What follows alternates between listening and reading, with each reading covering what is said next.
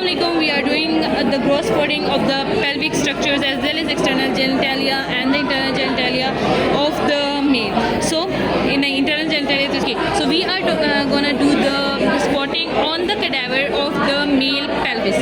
So this is the lumbar vertebrae, this is the sacral vertebrae, and we have this structure called the coccyx.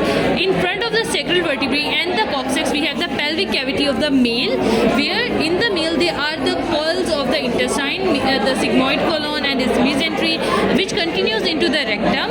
The rectum continues into the anal canal, where this is the internal anal sphincter and this is the external anal sphincter. Okay?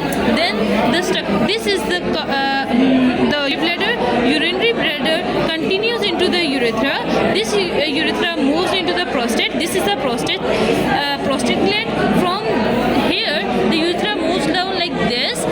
This is called the membranous urethra, and then it continues into the penis, the structure forming penile urethra. Okay? This is the peritoneal fold or the pouch between the urinary bladder and the rectum is called rectovesical pouch.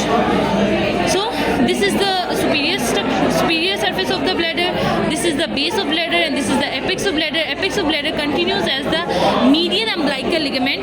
Median umbilical ligament binds to the umbilicus. Okay? Then this is the base of the bladder, this is the pubic symphysis, this is the perineal body, and these are the basically peritoneal covering of the pelvis, which continues into the pelvic anterior abdominal wall. Peritoneal